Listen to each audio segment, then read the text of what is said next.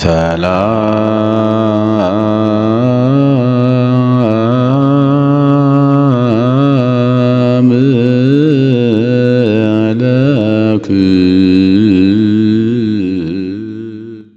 በስመ አብ ወወልድ ወመንፈስ ቅዱስ አሐዱ አምላክ። በመላው ዓለም የምትኖሩ የእግዚአብሔር ቤተሰቦች ሁላችሁም በያላችሁበት የምድር ዳርቻ እንደምን አላችሁ? እንደምን ከረማችሁ?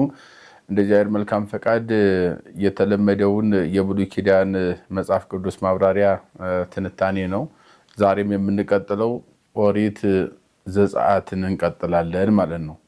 ኦሪት ዘጸአት ምዕራፍ 36 ላይ ነው ባለፈው ያቆምነው። 35ን አይተናል። 36ን እንመለከታለን። 36 ምዕራፍ ላይ ምን አለ? በውስጡ ምን ህግ ተሰርቷል? ወይስ ምን ታሪክ አለው?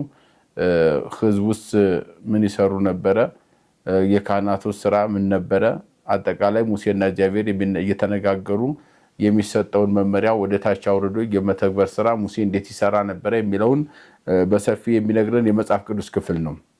እንግዲህ በዚህ ምዕራፍ ላይ ሰፋ ባለ ሁኔታ የሚተነትነው ዋናው መሰረታዊ ነገሩ ደብተራ ኦሪት እንዴት መሰራት እንዳለባት እነ ባስልኤልና ኤልያብ የተባሉ ጠቢባን ያው ጸጋ መንፈስ ቅዱስ የተትረፈረፈላቸው በዚህ የተካኑ እግዚአብሔር ፈቅዶላቸው ቤተክርስቲያኗን ከነሙሉ ክብሯ ከነ ካህናቱ አልባሳት እንዲሰሩ የተፈቀደላቸውና የመንፈስ ቅዱስ ስጦታ የተሰጣቸው እነሱን ሰዎች የሚሰሩትን ደብተራ ኦሪት እንዴት እንደሰሯት የሚተነትን የሚያብራራ የመጽሐፍ ቅዱስ ክፍል ነው። እንዲህ በማለት ይጀምራል። ወገብሩም ባስልኤል ኤልያብና ባስልኤል ሰሩ ወኩሉ ጥበበ ልብ እለተውሂበ ሎሙ የጥበብ ሁሉ ነገር የተሰጣቸው እነሱ ይንሰሩ። ጥበብ ወአእምሮ ጥበብና እውቀት ማስተዋል የተሰጣቸው ከመይግበሩ ሁሉ ግብረ ሆተ ደብተራ ወይም ግብረ ደብተራ ግብረ መቅደስም ይላል፣ ግብረ ደብተራም ይላል። ደብተራ ኦሪትን ወይም መቅደስን ይሰሩ ዘንድ እነሱ የተሰጣቸውን ሁሉ ጥበብና ማስተዋልን ተጠቅመው ይህንን መስራታቸው ነው። ዘይትፈቀድ ኩሎ ዘአዘዘ እግዚአብሔር የወደደውን ሊያደርጉ የሚገባውን ነገር እግዚአብሔር የፈቀደላቸውም ወይም ከእግዚአብሔር ለሙሴ በታዘዘው መሰረት ለሙሴ የታዘዘውን ደብተራ ኦሪትን እንዴት አድርገው መስራት እንዳለባቸው በሙሴ አማካኝነት መመሪያ ተሰጥቶ ነበረ። ባስልኤልና ኤልያብ ከህዝቡ መካከል ተመርጠው እግዚአብሔር ጸጋውን አብዝቶ ያተረፈረፈላቸው ከእግዚአብሔር ከሰማይ ወይም ከሱ የተሰጣቸው ጥበብና ማስተዋል ሁለት ሰዎች እንደነበሩ ባስልኤልና ኤልያብ ይባሉ እንደነበረ ባለፈው ተመልክተናል። ህዝቡም ደግሞ እንዲመርጣቸው እንደው የእግዚአብሔር ምርጫ ነው የሙሴ ምርጫ ሆኖ ጥሪ ቢሆንም በአንጻሩ ግን ደግሞ የህዝብ ተአማኝነት ተቀባይነት መኖር ስላለበት እግዚአብሔር ህዝቡን ስጡኝ ጠቢባን ማስተዋል ሰጣቸው። እንዲሁም መንፈስ እግዚአብሔር ቢያደረባቸውን ሰዎች ደብተራ ኦሪት የሚሰሩ ጠቢባን ከናንተ መካከል ማይበሩ ለይታችሁ ስጡኝ ብለህ ጠይቅ ተብሎ የህዝብ ፈቃድም እንዲኖርበት መደረጉን ነው። ይሄ የሚያስረዳን በነገራችን ላይ የመጽሐፍ ቅዱስ ሁሉ ነገር መጽሐፍ ቅዱስ ነው መነሻችንና በቤተክርስቲያን የሚሰራ ስራ ለሰበካ ጉባኤም ሊሆን ይችላል፣ የሚመረጡ ሰዎች ለማንኛውም ኮሚቴ ሊሆን ይችላል፣ የሚመረጡ ሰዎች ለጵጵስና ቢሆን ለዲቁና ለቅስና ቢሆን ለሌላ ነገር በቤተክርስቲያን አገልግሎት ለሚመረጡ ማንኛውም ሰዎች ለማንኛውም ኮሚቴ ምንም እንኳን የእግዚአብሔር ጥሪ ቢኖርበት ምንም እንኳን አባቶች አስፈጻሚዎች ይህንን የነሱ ድርሻ የጎላ ቢሆንም ግን የህዝብ ይሁንታ መኖር እንዳለበት እግዚአብሔር የሚያስረዳን ይሄንን ነው። ኤልያብና ባስልኤል አሮን ለክህነት ሙሴ ለመስፍነት እንደተመረጠ አጠቃላይ ለግብረ ደብተራና በቤተክርስቲያኗ ውስጥ በመቅደሱ ወይም በደብተራ ስም በምስክሩ ድንኳን ወይም ሆተ ደብተራ ዘመርጡል በመገናኛው ድንኳን ያላቸው ጥበብ ማስተዋል እግዚአብሔር እንደሰጣቸው ይሄን እነሱ እንዲሰሩ እግዚአብሔር መምረጡ ይታወቃል። ምንም የማንንም ምርጫ አያስፈልግም። ግን ህዝቡን ያማከለ መሆን ስላለበት ህዝቡ ማመን ስላለበት ህዝቡ ካልተቀበለው ለስራው እንቅፋት የሚሆን ነገር ስላለ የህዝቡም ይሁንታ በእነኚህ ሰዎች ላይ መኖር እንዳለበት ለዚህ ነው ዛሬ ሰበካ ጉባኤም ስናስመርጥ ወይ ማንኛውንም ኮሚቴ ስናስመርጥ የህዝብ ይሁንታ የምንጠይቀው ህዝቡ ንጹህ አእምሮ ኑሮት እነሱ እኛን ወክለው ይሰራሉ እግዚአብሔር የፈቀደላቸው ናቸው ብሎ የእግዚአብሔር ፈቃድም መኖሩን እነሱም ደግሞ የህዝቡ ልብም የሚያርፍባቸው ሰዎች መሆን እንዳለባቸው መነሻ የምናደርገው ይሄን የመጽሐፍ ቅዱስ ክፍል ነው ማለት ነው። ስለዚህ እነሱ እግዚአብሔር የፈቀደላቸውን የመቅደስን ስራ መስራት ጀመሩ። ይቀጥልና ወፀውዖሙ ሙሴ ለባስልኤል ወለኤልያብ ኤልያብና ባስልኤል ጠቢባኑን ሙሴ ጠራቸውና ደብተራ ኦሪትን የሚሰሩት ማለት ነው። ወለኩሎሙ ለቦሙ ጥበበ ወለውሃቦሙ እግዚአብሔር ጥበብ የሰጣቸው ጥበብ ያላቸው ሌሎችንም ሰዎችም አይምሮ ውስተ ልቦም ወኩሉ ለበፈቃድ ልቦም ይገብሩ ከመ ይሁሩ ውስተ ዝንቱ ግብር ከመ ይፈጽምዎ። በዚህ ስራ ተሰማርተው ደብተራ ኦሪትን መገናኛው ድንኳንን መስራት ያለባቸው ሌሎችም ጠቢባንን ጨምረው እነሱ እንዲሰሩ ባስልኤልና ኤልያብን ሙሴ አስቀድሞ ጠራቸው። ሲሰሩም ደግሞ በራሳቸው ልብ እንዲሰሩ ማለትም እግዚአብሔር የሰጣቸውን ጥበብ ተጠቅመው ያለምንም ነቀፋ የሌለበት ስራ እንዲሰሩ ያንንም መስራት ብቻ አይደለም ጀምረው እንዳይተሙ ደግሞ ይፈጽሙ አጠቃላይ ስራውን ይፈጽሙ ያከናውኑ ዘንድ ሙሴ ጠርቶ ለነሱ መመሪያ መስጠቱን ነው። ወነሱ በሀበ ሙሴ መብአ ዛቡ ደቂቀ እስራኤል ለኩሉ ምግባረ መቅደስ ከመ ይግበሩ እሙንቱም ይትከፉ አዲ ዘያበጉ እምኀበ ለያመጽኡ ነግ ይህንን ሙሴ የሚሰሩትን ሰዎች ከጠራቸው በኋላ ጠቢባን ባስልኤልና ኤልያብን ከነሱ ጋር ያሉ ሰራተኞችንም ጠቢባን እነሱ መርጠው ያመጧቸውን ደቂቀ እስራኤል የሰጧቸው መባ ስጦታውን እነሱ እንትን ይሉ ዘንድ ይህንን ጠቢባን የሰሩትን ስራ ሲሰሩ ዝም ብሎ አይሰሩም። የግድ የሚያስፈልግ ነገር አለ።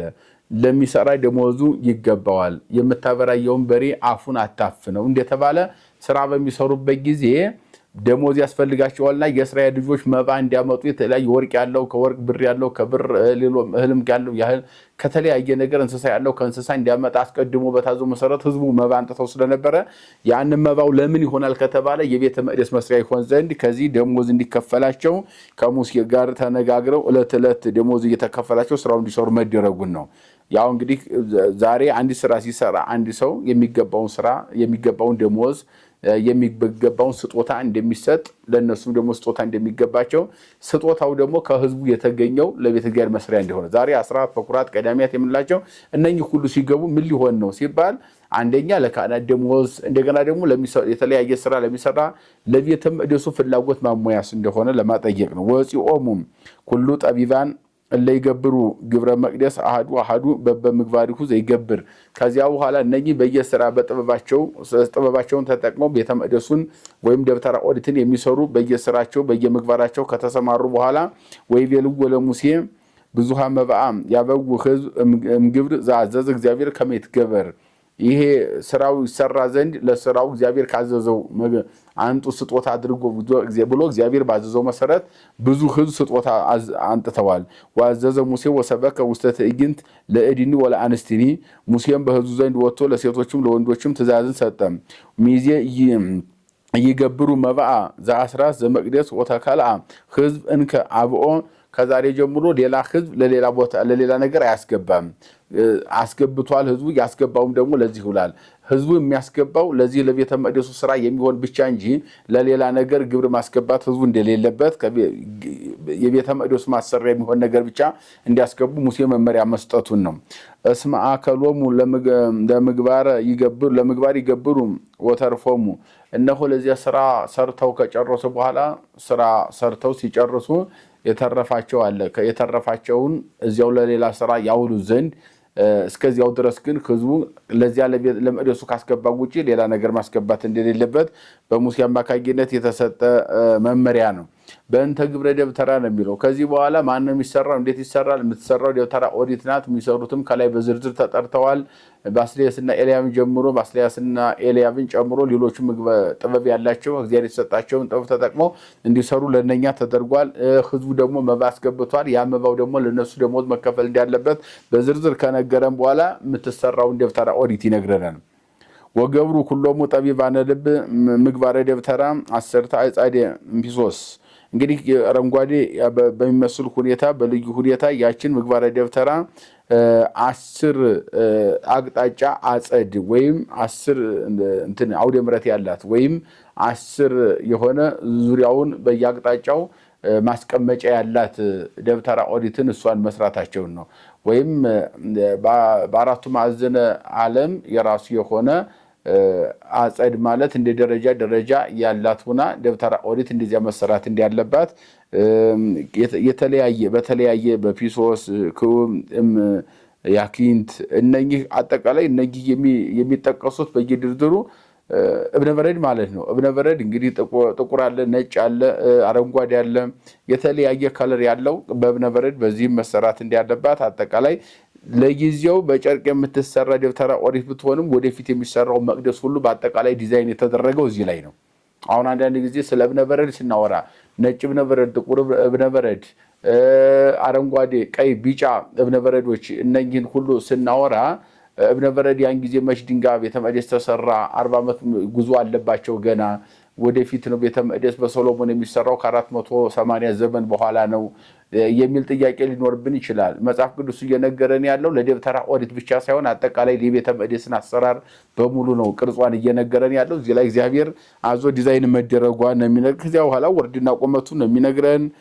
ወርዱ ምን ያክል መሆን እንዳለበት፣ ቁመቱ ምን ያክል መሆን እንዳለበት 50ም 12ም እያንዳንዱ በዝርዝር እየተነተነ ይመጣል ማለት ነው።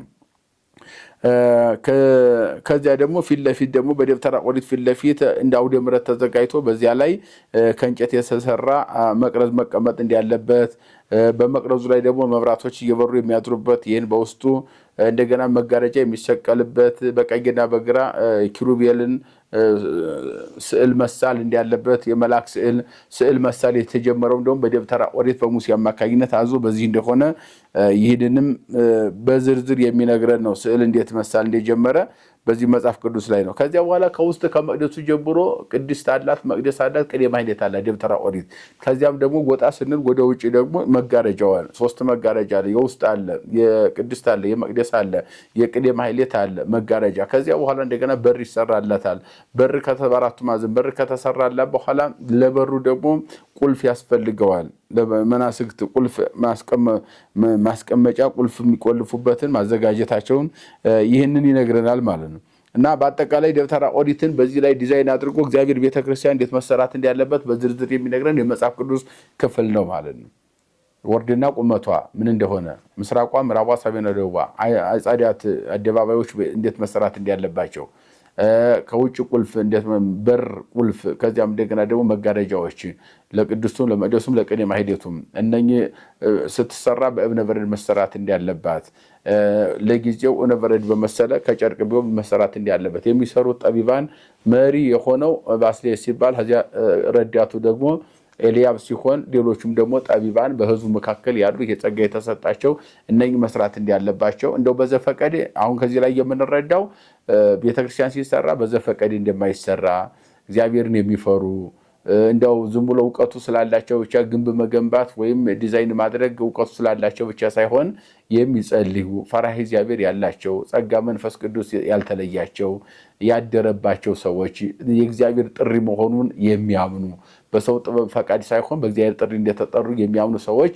ቤተ መቅደሱን ለመስራት መዘጋጀትና መስራት እንዳለባቸው፣ ከዚያ ደግሞ እነሱን የሚላላኩትም ሁሉ እንደዚሁ እምነት ያላቸው እግዚአብሔርን የሚፈሩ ለጸሎት የሚተጉ ጥሪው የእግዚአብሔር እንደሆነ አንድ ድንጋይም እንኳን ለማንሳት ፈቃድ የእግዚአብሔርና የእግዚአብሔር ጥሪ እንዳለበት በደንብ እያንዳንዱ አሁንም ያለነው ሰዎች መረዳት እንዳለበት በመጽሐፍ በዝርዝር የሚነግረን የቅዱስ መጽሐፍ ሐሳብ ነው ማለት ነው። ይሄ ኦሪት ዘጸአት ምዕራፍ 36 እንዲመስላል። ቀጣይ 37ን እናያለን። የመከረን የገሰጸን ያስተማረን የሰራዊት ጌታ እግዚአብሔር አምላካችን ከፀሐይ መውጫ እስከ ፀሐይ መግቢያ በፍጥረታት ሁሉ አንደበት ስሙ የተመሰገነ ይሁን። ይቆየን።